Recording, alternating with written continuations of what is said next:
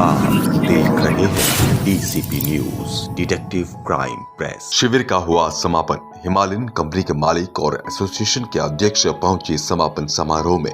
जी हां, आपको बताते चलें कि महाराणा प्रताप स्पोर्ट्स कॉलेज देहरादून में आयोजित 5 दिवसीय उत्तराखंड फ्लोरबॉल एसोसिएशन शिविर का समापन किया गया। समापन समारोह में हिमालय कंपनी के ओनर और उत्तराखंड फ्लोरबॉल एसोसिएशन के अध्यक्ष डॉक्टर सैयद फारूक मुख्य अतिथि के तौर पर मौजूद रहे और समापन समारोह में स्मृति चिन्ह भेंट कर सभी खिलाड़ियों को अपने खेल के प्रति निरंतर बेहतर करने के लिए प्रेरित किया, जिससे सभी खिलाड़ी गदगद दिखे और एसोसिएशन के अध्यक्ष को एक दिन फ्लोर बॉल में मेडल का भी भरोसा दिया। इस दौरान एसोसिएशन के उपाध्यक्ष विशाल चौधरी और टीएस तोमर, संयुक्त सचिव सूर्यदेव सिंह बिष्ट और सरस्वती भंडारी के अतिरिक्त सदस्य एजाज हुसैन, अमर सिंह, चतर सिंह, इंद्र सिंह आदि मौजूद रहे। वहीं इस दौरान हमारे संवाददाता द्वारा शिविर में मौजूद भारतीय राष्ट्रीय टीम के पूर्व कप्तान संगीता राठी और अन्य खिलाड़ियों से भी बातचीत की गई।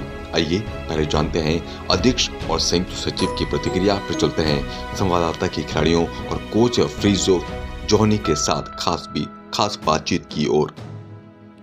देखिए, महिला या पुरुष, स्पोर्ट्स में कोई महिला पुरुष नहीं होता। जो जीतता है उसका नाम रोशन होता है। अभी स्पोर्ट्स में पहला गोल्ड मेडल कौन लाया? महिला लाई। ठीक है, ज़्यादा गोल्ड मेडल्स किसके पास आए? महिलाओं के पास आए। तो इसलिए स्पोर्ट्स में महिला पुरुष कुछ नहीं, जीतना है बस। वो ये लड़कियां काम कर रही हैं, इन्होंने वादा किया है कि हम आगे बढ़ेंगे और आगे पहुंचेंगे। तो इनको मुबारकबाद है। और पूरे मैनेजमेंट जो लोग यहाँ पर लगे हुए हैं, इनकी कोच भी महिला हैं। कहाँ हैं? मैनेजर कोच कौन है? महिला है। ये देखिए, शी इज़ ए महिला, वो महिला है। तो ये महिला जब ये सिखाती हैं तो ये महिला पुरुष नहीं देखती, ये तो काम सिखाती है। इन्हें उसी को ट्रेनिंग मिली है, बिल्कुल होना चाहिए। और हम लोग स्पोर्ट्स कॉम्प्लेक्स में खड़े हैं, तो सरकार इसकी तरफ आगे बढ़ रही है और जो भी इनकी रिक्वायरमेंट्स हैं उसके ऊपर सरकार को और वैसे अदरवाइज भी लोगों को जो इनकी मदद कर सकें, तो ये जो एसोसिएशन है वो मिल के इस काम को करेगी तो आगे बढ़ जाएगी। Thank you. ये फ्लोरबॉल जो एक गेम है, ये जस्ट सिमिलर है हॉकी के जैसा, और इसकी बहुत ही अभी जो है आप देखेंगे तो 2020 की तरह इसे खेला जाता है, जैसे हॉकी खेला जाता है, सेम वैसे ही है। तो आज का जो युग है वो 2020 का चल रहा है। तो हम इसको उत्तराखंड में भी इसको प्रचार प्रसारित करना चाह रहा है उत्तराखंड स्पोर्ट्स एसोसिएशन, लेकिन हम इसमें भी प्रयासरत है और थोड़ा सा हमें और टाइम लगेगा। देखिए, उत्तराखंड फ्लोरबॉल एसोसिएशन इसीलिए हमने इसका जो गठन किया है उत्तराखंड के अंदर, ताकि हम पहाड़ के युवाओं को और हमारे पूरे प्रदेश भर के युवाओं को हम इसके माध्यम से मंच दे सकें। और ऐसा हम चाहते हैं कि अभी तो हम प्रयासरत है, लेकिन आने वाले भविष्य में हम अपने आप को कहीं ना कहीं उस ऊंचाई तक पहुंचा देंगे, ताकि हमारे आसानी से युवा हमसे टच हो सके। उसके लिए बहुत से माध्यम है, सोशल मीडिया प्लेटफॉर्म्स है, और आपके जिस प्रकार से न्यूज़ मीडिया है, आपकी प्रिंट इलेक्ट्रॉनिक्स मीडिया है, इसके माध्यम से हम इसको पहले मैंने जैसे आपको कहा कि हम फिलहाल इसको प्रचार प्रसार में लगे हुए हैं।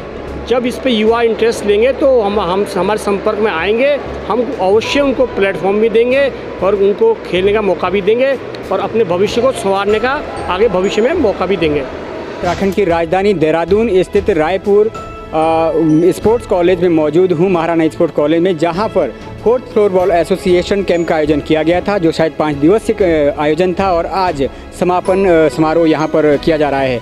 इस समापन समारोह में इसके अध्यक्ष जो है वो भी पहुंचे थे, उनकी भी हमारे पास प्रतिक्रिया है, वो भी आपको दिखाएंगे। उससे पहले क्योंकि ये जो स्पोर्ट्स प्लेयर थे वो भी आज समापन की ओर है, और मैं जानना चाहूँगा कि इस 5 दिवसीय कैंप के अंदर इन्होंने क्या यहाँ पर किस तरह की तैयारियाँ की है और क्या आगे के लिए क्या इनका टारगेट रहेगा। संगीता राठी जी मेरे साथ मौजूद है। राठी जी, सबसे पहले तो आपको बहुत बहुत बधाई, इंडिया टीम की कमान संभाली आपने। यहाँ से 5 दिवसीय कैंप में आपने किस तरह का अपने खेल को और अपने साथ, क्योंकि कुछ जूनियर्स खिलाड़ी भी यहाँ मौजूद थे, उनके खेल में किस तरह का आपने सुधार कुछ पाया है? या सबसे पहले तो मैं बोलना चाहूँगी कि जब हम लास्ट टाइम गए थे तो वहाँ पे हमने जो परफॉर्मेंस दी थी तो वहाँ पे हमने बाकी कंट्रीज़ को काफ़ी शॉक कर दिया था, बिकॉज हम इंडिया ने पहली बार पार्टिसिपेट किया था वुमेंस टीम ने एशिया में, and they all were very shocked कि हमारे इतना अच्छे स्किल्स हैं एंड मूव्स हैं। तो हमने वहाँ पे जाके काफ़ी सारी चीज़ें नोटिस की थी कि जैसे हमारे गेम में बॉक्स प्ले होता है, डिफेंसिव अटैकिंग होता है, गोल कीपिंग की कुछ टेक्निक्स होती है, तो उन चीज़ों को हमने वहाँ से वापस आके माइंड में रखा और उन चीज़ों पे हम काम कर रहे थे। और सबसे अच्छी बात है कि जो अब न्यू प्लेयर्स आ रहे हैं वो एक न्यू जोश के साथ आ रहे हैं, बिकॉज जो फ्लोरबॉल गेम है अब ये स्कूल गेम्स में आ चुका है, ये ऑल इंडिया यूनिवर्सिटीज़ में आ चुका है और स्पेशल ओलंपिक में ऑलरेडी है, ओलंपिक में इसको ट्राई कर रहे हैं अभी, तो इसका फ्यूचर बहुत ब्राइट है। तो बच्चे बहुत ज़्यादा पॉजिटिव इन्वायरमेंट के साथ है और हम जितने भी पहले खेल के आ चुके हैं तो हमने काफ़ी एक्सपीरियंस लिया है वहाँ से, चाहे वो टैक्टिक को लेके हो, चाहे वो हम दूसरी कंट्रीज़ के प्लेयर्स को, क्योंकि हम पहली बार जब भी खेलने जाते हैं बाहर में तो हमारे माइंड में कुछ इमेजेस बनी होती है प्लेयर्स की कि दूसरी कंट्री के प्लेयर्स ऐसे होंगे, उनकी फिज़ीक ऐसे होगी, उनके मूव्स वैसे होंगे। बट जब हम वहाँ पे खेल के आए तो हमने रियलाइज़ किया कि हम किसी से कम है नहीं और अगली बार हम फर्स्ट तो पक्का आने वाले हैं। इसके लिए हम फर्स्ट के लिए ही परफॉर्मेंस तैयारियां कर रहे हैं यहाँ पे। एंड न्यू प्लेयर से मैं यही कहना चाहूँगी कि आप कंटिन्यू रखें और हम कंटिन्यू रखेंगे, हम सभी कंटिन्यू रखेंगे तो एक दिन ऐसा ज़रूर आएगा कि हम अपना इंडिया का नाम फर्स्ट पोजीशन पे वर्ल्ड चैम्पियनशिप में वहाँ पे अपना दर्ज करके आएंगे और हिस्ट्री बना कर आएंगे। कहा कि जब आप गए तो कहीं ना कहीं एक नर्वस टाइप होता है कि इतने बड़े मंच पर जाकर खेल रहे हैं और जब इंडिया स्टार्टिंग इस खेल में परफॉर्मेंस करने जा रहा है, लेकिन आपने कहा शॉक्ट कर दिया उनको एक ही, और ये बहुत ही कॉन्फिडेंस उत्पन्न करेगा और जूनियर खिलाड़ियों के प्रति भी। आगामी आपके साथ ऐसे भी प्लेयर रहे जो 7th रैंक एशिया में प्राप्त किए हैं, लेकिन आगामी ओलंपिक का आपने नाम लिया है, हमारे आपके पास सामने प्रेरणादायी है, मैरी कॉम वगैरह सब उन्होंने मेडल जीते हैं। क्या इस फ्लोरबॉल में कब तक ओलंपिक में इसका रजिस्ट्रेशन हो पाएगा और इंडिया टीम अगर होता है तो किस स्थान पर पायदान पर पहुंचेगी? सबसे पहले तो ओलंपिक के लिए भी ट्राई कर रहे हैं, अभी पहले डेमो गेम्स में जाएगा, तो अभी डेमो गेम्स में वहाँ पे इसका डेमो होगा, फिर आगे प्रोसेस पता चलेगा कि कितने ईयर्स में ये वहाँ जाके रजिस्टर होता है ओलंपिक में। कैंप है ये 4th कैंप से पहले भी जो कैंप लगे हैं उसमें, और आपने अभी तक, क्योंकि ये अभी ओलंपिक में नहीं है लेकिन उससे जो और स्टेज है वहाँ पर आप खेले हैं, किन कंट्रियों के साथ आप खेले अभी तक और किस तरह की परफॉर्मेंस आपकी रही है? सबसे टफ अगर मैं इंडिया कप्तान के नाते आपसे पूछूं तो किस टीम के साथ आपका सबसे टफ मुकाबला रहा है? सबसे ज़्यादा टफ मुकाबला हमारा सिंगापुर के साथ रहा है। सिंगापुर में ही हम एक्चुअली खेलने गए थे, तो वो होम ग्राउंड है, वहाँ होम ग्राउंड है तो वो ऑब्वियसली अपने ज़्यादा एफर्ट देते हैं और हम वहाँ के एक सबसे न्यू कंट्री आई थी तो उन्होंने अपना मतलब, और मेन बात यह है कि सिंगापुर में काफ़ी सारे इंडियंस हैं तो वहाँ पे ऑडियंस भी हमारी थी, तो वो भी हमें बहुत पॉजिटिव इन्वायरमेंट दे रही थी कि हमारा पॉजिटिव सोशल इन्वायरमेंट है, हमें क्लैपिंग्स मिल रही है, हमें वोटिंग मिल रही है। तो टफ अगर मैं बोलूँगी तो सिंगापुर को बोलूँगी एंड आफ्टर दैट थाईलैंड। क्या उम्मीद करें एक दिन उत्तराखंड फ्लोरबॉल एसोसिएशन में मेडल्स की उम्मीद करेगा? बिल्कुल बिल्कुल, आपको करना है और करना ही पड़ेगा, क्योंकि हम इसीलिए यहाँ पे आए हैं, अपनी स्टेट्स को अपने हर जगह से यहाँ पे अपनी हमारी पढ़ाई भी चल रही है, हम कुछ जॉब भी करते हैं, तो हम मेहनत इसलिए करेंगे ताकि हम इंडिया का नाम रोशन कर सकें। Thank you so much. Nancy ji, आप 7th रैंक एशिया में प्राप्त किए हैं और कहीं ना कहीं जब आदमी स्टार्टिंग में ही बड़ी उपलब्धियाँ हासिल कर लेता है तो उस पर एक प्रेशर रहता है क्योंकि उस स्टेज को पाना आसान है लेकिन उस स्टेज को बनाए रखना एक चैलेंजिंग है। आप क्या समझते हैं? कोशिश तो यही रहेगी कि मतलब 7 से कोई ऊपर आए और मेहनत रहेगी, बस मेहनत रहेगी। मेहनत में विश्वास रखते हैं क्योंकि सारी टीम हमारी इतनी मेहनत करती है और तो आगे होगा। Thank you so much. हमारे साथ अन्य खिलाड़ी भी है, जानने की कोशिश करेंगे क्या आपको इस कैंप के दौरान कुछ नई चीज़ें, क्योंकि आपके साथ सीनियर खिलाड़ी थे और इंडिया टीम के पूर्व कप्तान रह चुके हैं, उनसे कुछ सीखने को मिला है और क्या मैसेज देना चाहेंगे आप अपने साथियों को कि क्या यहाँ से इस कैंप के बाद आगे क्या परफॉर्मेंस रहेगी और कहाँ पर आपका दूसरा जो कैंप आयोजन होगा या जो मैच होगा कब तक होना है? Thank you so much.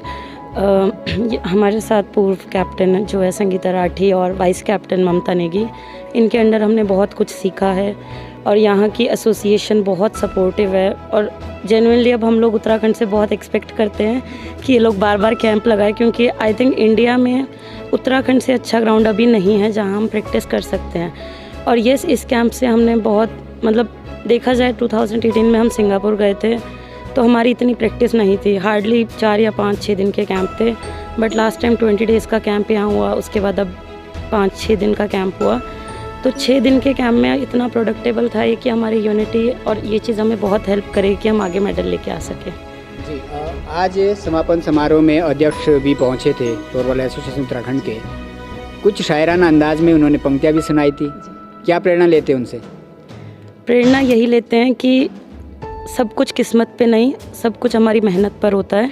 हम मेहनत करेंगे तो ही मेडल आएगा, किस्मत पे छोड़ेंगे तो कुछ नहीं आएगा। Thank you so much. तो ये आपने देखी हमारी बातचीत आज की फ्लोरो एसोसिएशन की जो प्लेयर्स थे उनके साथ, और कहीं ना कहीं एक उम्मीद, एक जज्बा इनके भीतर है कि जब भी रजिस्ट्रेशन होगा ओलंपिक में तो वहाँ से पदक जरूर आएगा। और अभी तक जो इन्होंने खेला है वो निश्चित तौर पर एक काबिल तारीफ़ है, अपना जो परफॉर्मेंस इन्होंने दिया है। और इस परफॉर्मेंस के लिए जो मुख्य रूप रहता है कहीं ना कहीं किसी भी टीम में हो वो कोच का रहता है। और मैं उनको के पास जाना चाहूँगा आखिर उनको क्या उम्मीद है अपनी टीम से, क्योंकि यहाँ सारे जो लोग हैं वो कहीं ना कहीं एसोसिएशन से जुड़े हुए हैं और किसी ना किसी रूप में अपना योगदान दे रहे हैं। सर, कैंप का समापन हो गया है, किस तरह की उम्मीद लेकर यहाँ से आप निकले हैं? 5 दिवसीय कैंप था, आगामी कैंप का क्या आपको लगता है कि दोबारा से कितने समय अवधि में कैंप होना चाहिए और कितने दिनों का कैंप आगे हम देख सकेंगे? जी, लाइक जैसे प्लेयर्स बताए थे, लास्ट कैंप सिर्फ 7 डेज़ का था। उसके बाद हम AFC Asia Oceania confederation cup गए थे सिंगापुर, और इसके बाद 5th प्लेस था हमारा। इस बार 4th कैंप है। 4th कैंप 20 डेज़ का था, 15 डेज़ का था। इस बार 7 डेज़ का कैंप लगा था। इसके बाद और 3 कैंप्स लगेंगे, वो भी 15 डेज़ के होंगे। और इस बार उम्मीद करते हैं हम प्लेस करके आएंगे और मेडल लेके आएंगे।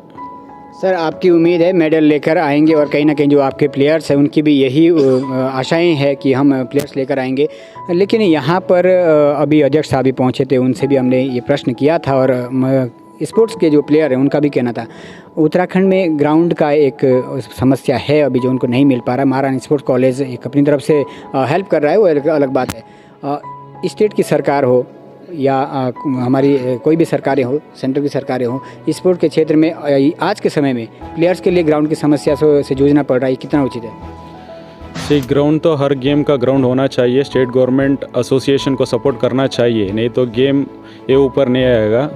सो सिंस हमारे लिए दूसरा स्पोर्ट्स के लाइक इंडोर स्टेडियम्स दूसरे गेम्स का हम उसमें प्रैक्टिस कर रहे हैं, वो भी सिंथेटिक लेवल पे होते हैं, इंटरनेशनल लेवल का मैचेस। सो उत्तराखंड का इधर का कोर्ट भी वो लेवल का है। सो ऐसे ही कोर्ट मिलेंगे तो हम ज़रूर अच्छा प्लेसमेंट करके आएंगे और प्रैक्टिस भी अच्छे तरीके से चल रहा है। Hopefully we will place there in the Asian championship. जी, 7 डेज़ का कैंप था। अगर मैं एक शब्द में पूछूं कि इन 7 डेज़ में कौन प्लेयर से आप ये उम्मीद करते हैं कि अगर ओलंपिक के लिए चयन होता है या ओलंपिक रजिस्ट्रेशन होता है उस समय, इस समय को देखते हुए जो अभी टीम है आपके पास, कौन खिलाड़ी बेस्ट प्लेयर आप समझते हैं? सभी लोग अपना अपना परफॉर्मेंस अच्छे दिए हुए हैं। यह टीम गेम है, सो एक से कुछ नहीं होता है। लाइक पूरा टीम एक ही सेम वेव लेंथ में प्रैक्टिस करना है और प्रैक्टिस करने से ही ये प्लेस कर सकते हैं। सो आपने पूछा था कि ओलंपिक्स के बारे में। ओलंपिक्स में ऑलरेडी नेक्स्ट 2024 पेरिस ओलंपिक्स में एज ए डेमोन्स्ट्रेशन गेम ये गेम इंक्लूडेड है। उसके बाद गेम कंटिन्यू होएगा, हर ओलंपिक्स में फ्लोरबॉल रहेगा ओलंपिक्स में। सर, अंतिम प्रश्न आपसे, यहाँ से इस कैंप के समापन के बाद पूरी टीम, पूरे प्लेयर्स को क्या संदेश? मैं प्रैक्टिस जारी रखने के लिए बोलूँगा। रेगुलर प्रैक्टिस होना चाहिए, हम इंटरवल्स नहीं लेना चाहिए। शायद probably in the month of March we will be having Asian championship. Till then practice hard and just want to wish everyone all the best. Practice करो, that's all. Thank you so much. तो ये आपने coach की प्रतिक्रिया देखी, खिलाड़ी की प्रतिक्रिया देखी, पूर्व कप्तान भी यहाँ पर शामिल थी और इससे कहीं ना कहीं ये उम्मीद है कि इन खिलाड़ियों के अंदर जज्बा है और कोच ने एक संदेश दिया है कि ये खेल है, जितना प्रैक्टिस करेंगे शायद उतना ही बेहतर कर पाएंगे। और इस संदेश के साथ आज कैंप का समापन हो रहा है। आपने ग्राउंड जीरो से देखी है रिपोर्ट डीसीपी न्यूज़ के आगे लिए बने रहेगा हमारे साथ। तब तक के लिए हमें दीजिएगा इजाज़त। मैं दीवार नौटियाल, उत्तराखंड, देहरादून से। आप देख रहे हैं DCP news, detective crime press.